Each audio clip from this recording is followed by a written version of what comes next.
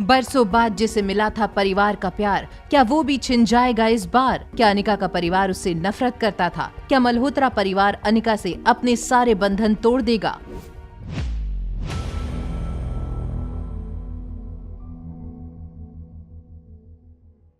जैसे ही अनिका नानी माँ के रूम की तरफ जाने लगी, अंजलि मामी नानी माँ को लेकर बाहर आईं। नानी माँ ने अपनी आंखें मसलते हुए कहा, चली जाओ इस घर से और दोबारा कभी इस घर में कदम मत रखना। नानी माँ की आंखें बिल्कुल लाल हो चुकी थीं। वो बार बार अपनी आंखें मसल रही थीं। अनिका को पता था कि ये उसकी दी हुई दवा का पॉजिटिव असर है। जैसे ही अनिका नानी और अंजलि मामी को ये सारी बातें समझाने की कोशिश करने लगी, शीला मासी ने पीछे से आकर अनिका का हाथ पकड़ लिया और उसे घसीटते हुए दरवाजे की ओर ले जाने लगी। शीला मासी ने अनिका से कहा, तुमने सुना नहीं अभी अभी माँ ने क्या कहा?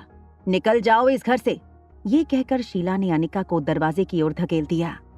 तभी पीछे से नानी ने अपनी बात दोहराते हुए कहा, मैं अनिका से नहीं, तुमसे कह रही हूँ शीला, निकल जाओ मेरे घर से। अपनी माँ के मुंह से ये सुनकर शीला मासी हैरान हो गईं। ये क्या कह रही हैं मम्मी? नानी माँ ने अपने हाथ की छड़ी जमीन पर पटकते हुए कहा, हाँ ये मैं कह रही हूँ, तुम्हारी माँ पार्वती मल्होत्रा। इस घर की मालकिन तुमसे कह रही है कि अभी इसी वक्त इस घर से निकल जाओ। नानी माँ ने ये कहकर शीला मासी के ईगो पर वार किया था।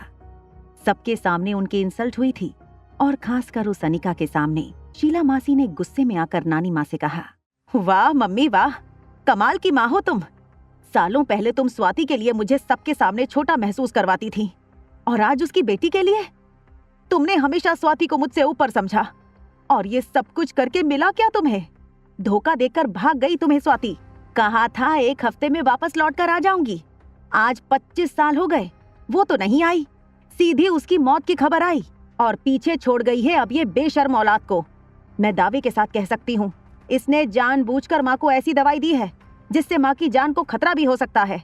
शीला मासी की ये बात सुनकर नानी माँ ने अपने हाथ की छड़ी फिर से जमीन पर जोर से पटकते हुए कहा, भले ही मेरी आंखों की रोशनी नहीं है, मगर मैं ठीक से देख सकती हूँ कि कौन इंसान मेरे लिए कैसा है।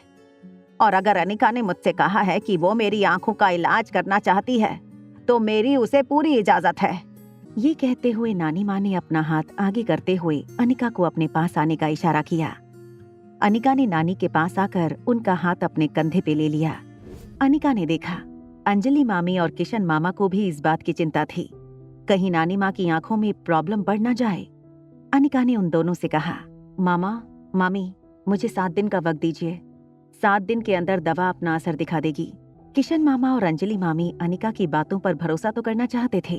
तभी शीला मासी ने अनिका से कहा, ठीक है, मैं तुम्हें देती हूँ 7 दिन का वक्त। अगर 7 दिनों में माँ फिर से देखने लगी या तुम्हारी दवाई ने असर दिखाना शुरू कर दिया तब तो ठीक है, वरना मैं तुम्हें धक्के मार के इस घर से बाहर निकाल दूंगी, चाहे मेरी अपनी माँ मेरी जान क्यों ना ले। ये कहकर जैसे ही शीला मासी जाने लगी, अनिका ने धीमी आवाज में उन्हें रोकते हुए कहा, मासी जरा 1 मिनट। अनिका धीरे से चलकर उनकी ओर आ रही थी। अनिका को गौर से देखते हुए एक पल के लिए शीला मासी को लगा स्वाति उसके पास चलकर आ रही थी। शीला मासी के बिल्कुल पास आकर अनिका ने चेहरे पर बिना कोई एक्सप्रेशन लाए उनसे कहा, अगर जीत मेरी हुई तो आपको भी कुछ करना होगा। अनिका का कॉन्फिडेंस देखकर शीला ने उसे पूछा, तो क्या करना होगा मुझे अगर तुम जीत गई तो? अनिका ने बड़ी रिस्पेक्टफुली कहा, आपको मेरी माँ से माफी मांगनी होगी। आपने आज तक मेरी माँ पर जो भी इल्जाम लगाए, जितना भी बुरा भला कहा, उन सब के लिए आपको मेरी माँ से माफी मांगनी होगी। अनिका के मुंह से ये बात सुनकर एक पल के लिए शीला को ऐसा लगा जैसे स्वाति ने खुद उसे ये बात कही हो। अपने चेहरे पर एक हल्की सी मुस्कान लाते हुए शीला मासी ने अनिका को कहा, मुझे भी मंजूर है। आयुर्वेदिक दवाइयां बनाने में स्वाति का हाथ देश में तो क्या दुनिया में कोई नहीं पकड़ सकता था। देखते हैं तुम्हारे अंदर स्वाति के कौन से गुण आए हैं, दवाइयां बनाने वाले या धोखा देने वाले। ये कहते हुए शीला मासी कार में बैठकर निकल गईं।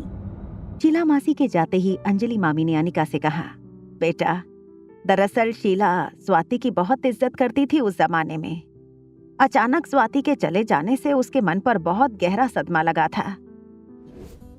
थकावट की वजह से अनिका को बहुत नींद आ रही थी। ऊपर बेडरूम में शावर लेने के बाद अनिका रिया के साथ बेड पर सोने लगी। रिया को प्यार करते करते उसे आर्यन की याद आने लगी। आर्यन के साथ बिताए हुए पल याद करके अनिका से अपने इमोशंस पर कंट्रोल नहीं हो रहा था। वो इसी वक्त आर्यन के साथ बात करना चाहती थी। अनिका ने बिना सोचे या वक्त देखे रोहित को मैसेज कर दिया, आर यू अवेक? रोहित की स्क्रीन पर जैसे ही अनिका का मैसेज आया, रोहित को लगा कि अनिका उससे नजदीकियां बढ़ाना चाहती है। दरअसल रोहित भी ऑफिस से आने के बाद यही सोच रहा था कि कौन सा बहाना निकालकर वो अनिका से बात करे। रोहित ने इमीडिएटली अनिका को मैसेज का जवाब दिया, yes I am awake. Rohit के मैसेज भेजते ही तुरंत अनिका का मैसेज फिर से आया, is your son awake?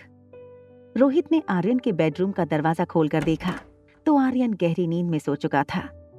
Rohit ने अनिका को मैसेज टाइप करते हुए कहा, no he is asleep. Anika के मैसेजेस के बाद रोहित की नींद उड़ गई। क्या रोहित के मन में अनिका के लिए जगने लगा था प्यार? क्या होगा जब रोहित को अनिका और आर्यन के रिश्ते के बारे में पता चलेगा? जानने के लिए देखिए अगला एपिसोड सिर्फ पॉकेट एफएम के YouTube चैनल पर। और एक लड़की को देखा तो के सारे एपिसोड्स को सुनने के लिए डिस्क्रिप्शन में दी हुई लिंक से डाउनलोड कीजिए पॉकेट एफएम ऐप।